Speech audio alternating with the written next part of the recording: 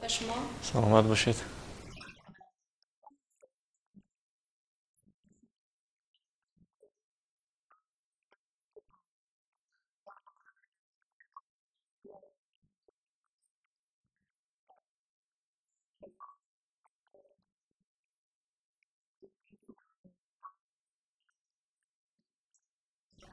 تصورات پیدا کردن ممکن در این مدتی کوتاه. بله.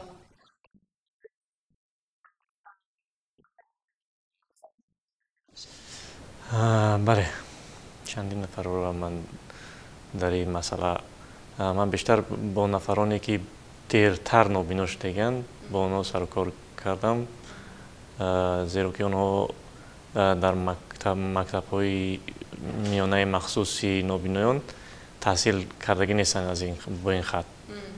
برای همین با آنها بیشتر من مشغول شدگان، از روی لایحه آنها را درس دادگان.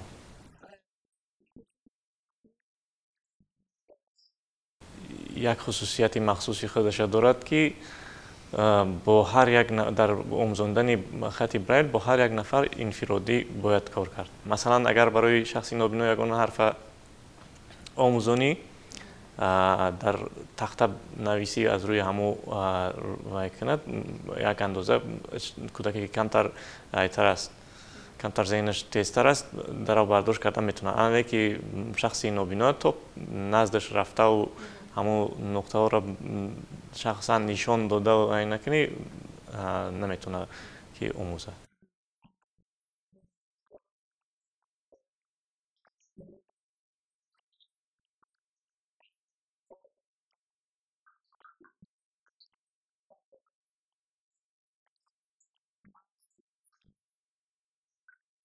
برای خط برایل آموختن پیش از همه لوازمات عیانی که برای با وجود آوردن خط برایل لازم است، همین چیزا را دسترس کردنش چون در تاجیکستان این چیز استحصال نمیشه، دسترسی اون از فدراسیون روسیه امکان پذیر است. پیش از همه همون چیز دسترس کردن در کار و ورق هایی که برای خط برایل استفاده میشن، ورق های مخصوصا ورق های 16 گرم یا 18 گرم هایی هستند که نسبتا غوص‌ترند و خط در آنها پوینده تر میموند. برای همون اینا را هم دسترس کردن در کار است.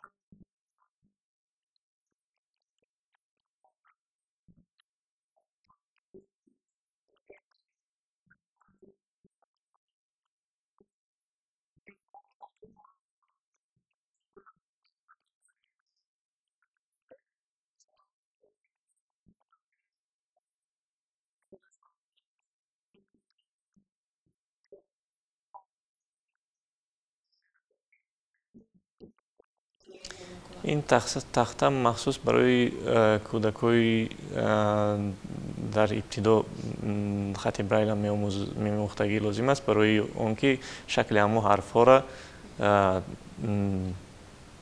سازند. خط برایل یک نازکی دیگر دارد که در نوشتار از راست به چپ می رود و وقتی که ورق برمیگردانی و میخونی حرفا برعکس می شوند. برای همو برای اون که شکل حرف آموزند این تخته کمک میرساند.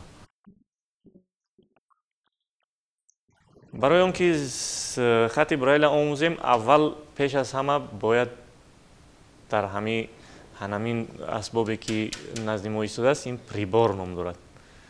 باید اول ورق در همین طرز درست گذاشتن ورق در همین پریبار اول آموزیم. همین ورق باید که درست در همین پریبار گذاریم تا اینکه همین ورق راست ایستاد. در عکس حال خط کجلا میاد و وقتی که راست گذاشتیم در همین محکم میکنیم و برای اون که این نوشتن ورق ما نجنبد و خط کجلا نشود، 4 میخچه دارد از 4 طرف، همین رو محکم میکنیم. و ورق در ایزولیاسیا قرار میگیرد. رучкаи хурдакаки беранге ки мо дорем ин грифел ном дорад ва ручкаи нуктез аст. бале, ин ручкае аст ки сари он нуги он тез аст ва ҳангоми ба варақ пахш кардан чун қисмати зерини прибор сурох дорад, варақ ба ҳамон сурохҳо дохил шуда тарзи комбинатсияҳои нуқтаҳоро ҳосил мекунад. аввал аз ҳама тарзи дуруст доштани грифел омӯхта шавад, то ин ки вақти навиштан ба ҷои нуқтаи зарурӣ нуқтаи дигара пахш накунем.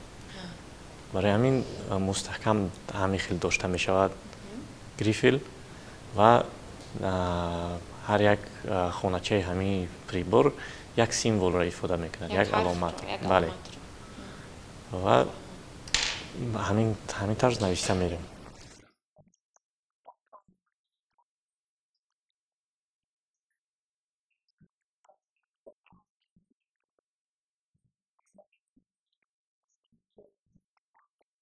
гуфта намонад ки хати брайл дар 6 нуқта маҳдуд шудагӣ аст.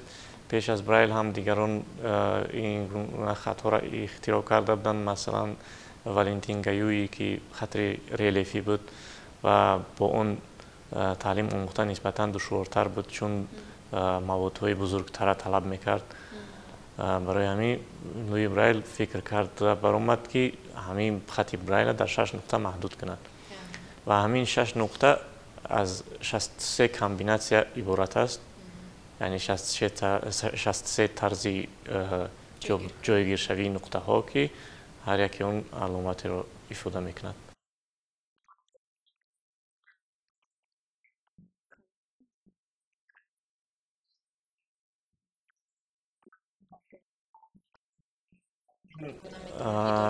ин прибори махсусе аст ки барои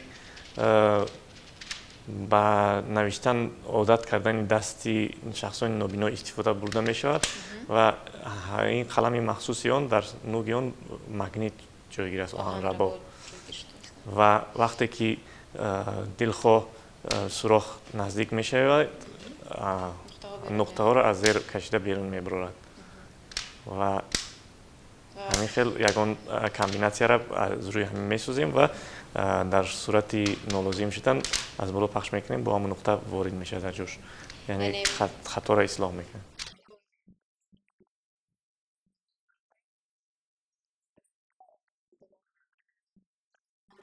раванди омӯзиш, бале.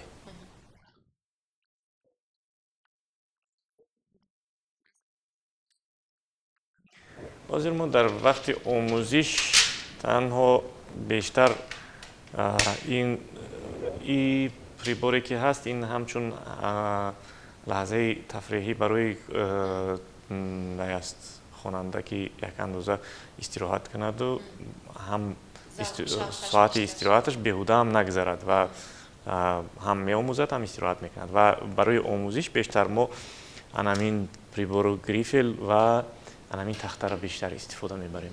хоб чӣ кунам? дар тахта ҳарфҳоро месозем. ана ҳаминҷа ҳозир мо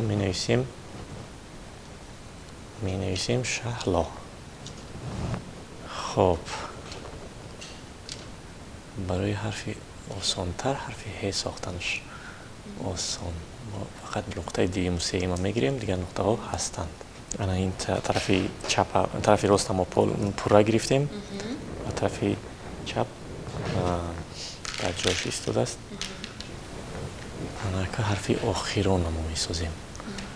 хош, нуқтаи дуюм, чорум ва шашума мо мегирем. яъне мо аллакай онро гӯем барои хондан тайёр кардем. бале, барои хондан мо баръакс бояд нависем. бале, барои он ки нобино навишта истодааст, ин тасаввурат дар инҷа дига хел пайдо мекунад. барои он ки тасаввуруш дуруст шавад нисбати ҳарфҳо, мо дар ҳаминҷа ҳарфҳоро месозем.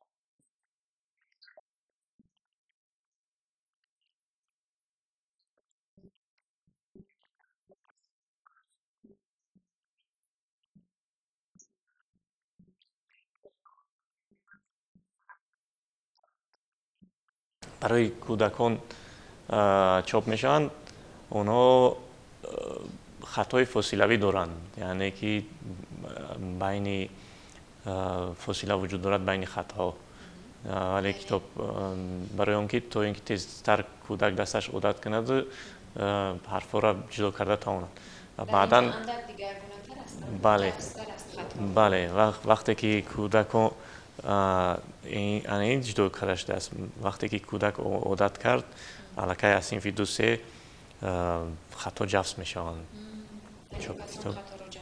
بله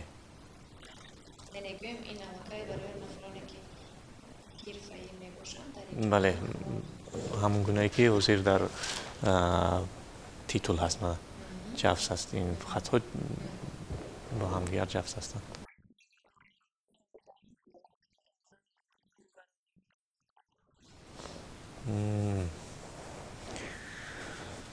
قسمت از این کتاب پس از اونی که طلبه می آموزد حرف ها را در هر حرف آموختش مخصوص حکایت چک‌های خورد خوانش مستقلانه نوشته شدگی هستند که تو اینکه همون حرفای آموختگیش جنگ انداخته تواند. مثلا خیرس نسیم انا خیرس، این خانه خیرس، خیرس عسل خور، عسل شیرین.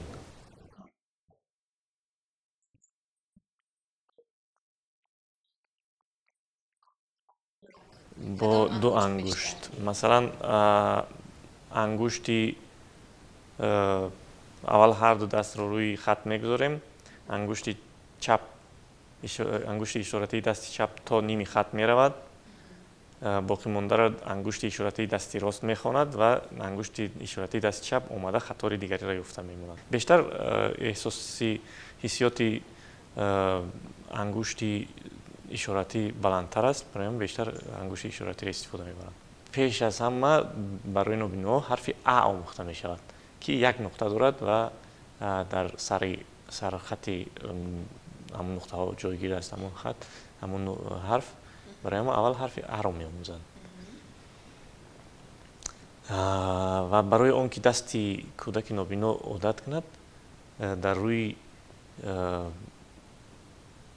ورق اول کامبیناسیای 6 نقطه را نوشتنشان می آموزانند تا اینکه نقطه ها را جدا کرده تواند. حاضر برای شما سپارش میتیم که همین 6 نقطه را روی همین ورق بیاریم.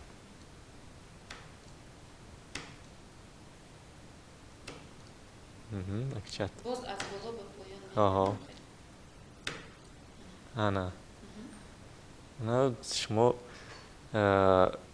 6 نقطه دیدیم 6 نقطه درست حاصل کردیم.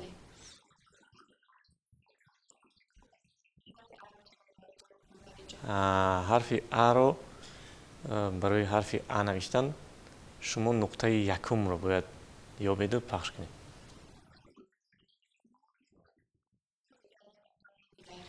به خانه دیگر.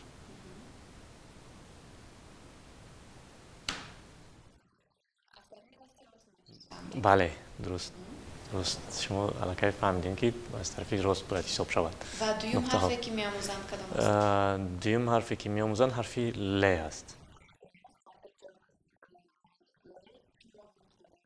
نه یا بدون ل 3 نقطه دارد. انا چندم نقطه ها هست به فکر شما؟ از طرف دست چپ 3 نقطه راست. یعنی که چندم نقطه ها هست. سیوم چهارم نه چهارم پنجم ششم نقطه. انا شما دیدید طرز نوشتاری را در نظر گرفتید، طرز خواندن گرفتیم نقطه های یکم دیم سیم برعکس میشه. درست است. یکم دیم سیم انا بعد میآید حرف او. بعد حرف او. انا 3 نقطه عبارت است. نقطه طرف دست راست رو باید پخش کنیم، نقطه مابینی. نه شما خوندن برعکس شد. یکم سیوم پنجم. ما تفتیش میکنیم که شما ҳамин ҳарфоеро ки ман гуфтам ҳосил кардед ё хайр? Не, ман тамоман баръакс навиштам. Аллакай медонам. Не? Дуруст навиштам. А ва леро дуруст навиштед, вале ҳарфи оро чапа навиштед. Дар ҳолати чапа навиштан ҳарфи дигар ҳисоб мешавад ва ё хато аст. шумо ба тарзи ҳамиҷа навиштед. Ки бояд ман шуморо гуфтам ки бояд вақти навиштан аз тарафи рост якум сеюмро нуқтаро накунед. Нуқтаҳоро аз тарафи рост ҳисоб кунед. Инҷода аз тарафи чап ҳисоб мешавад дар вақти хондан. Шумо тарзи хонданашо навиштед. Бед ман ҳарфи оро як бор дигар менависам ва баъдан ба ягон ҳарфи дигар мегузарем. Ҳарфи навбатӣ ки менависам.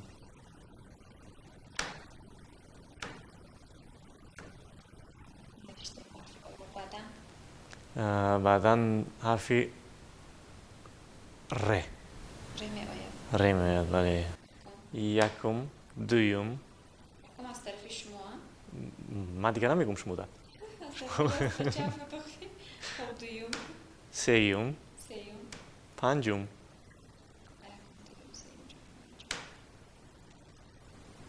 Анака ҳарфи не менависем бо.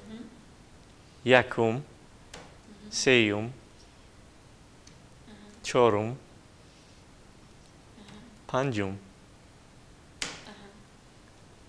баъди менависем ҳарфи ме. Якум, сеюм, чорум. ана шумо аллакай 1 2 3 4 5 6 ҳарф навиштед.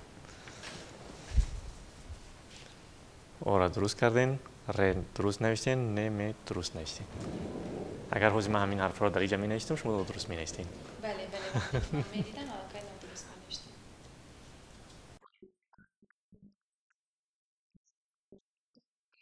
бале. дар аксарият ҳолат вақти нафарро мо меомӯзонем, бештар аз он ки дар навиштан душворӣ кашанд, дар хондан душворӣ мекашанд. хонданро дертар ёд мегиранд.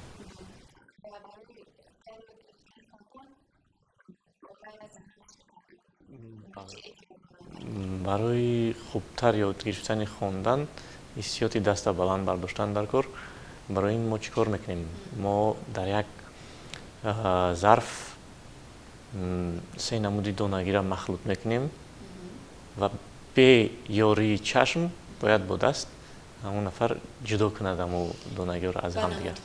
бале, бояд ҷудо кунад ва дар ҳамон сурат баъд ҳиссиёти даст баландтар мешавад. ана бояд ки шахсе ки мехонад чашм истифода набарад, барои он ки чуноне ки мебинед хати мо ранг надорад ва чизи сафеда дар рӯи сафед хондан остаточное зрение мегӯянд, яъне боқӣ монда қувваи восирарам аз даст доданаш мумкин.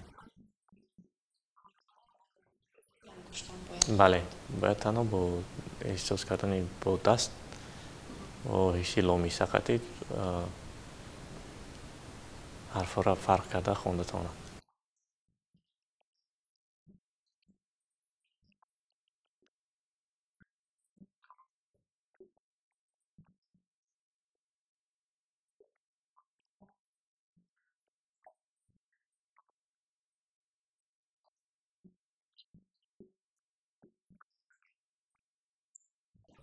пеш аз ҳама аз кулли нобинон ман хоҳиш мекардам ки ин ҳарфа ин системаро тарк нагӯянд, чунки ин як ба қавли яроқи шахси нобино аст. яъне вақте ки бо ҳамин яроқаш муҷаҳҳаз нест, он нафар наметавонад ки мақсади худро бидуни калом баён карда тавонад.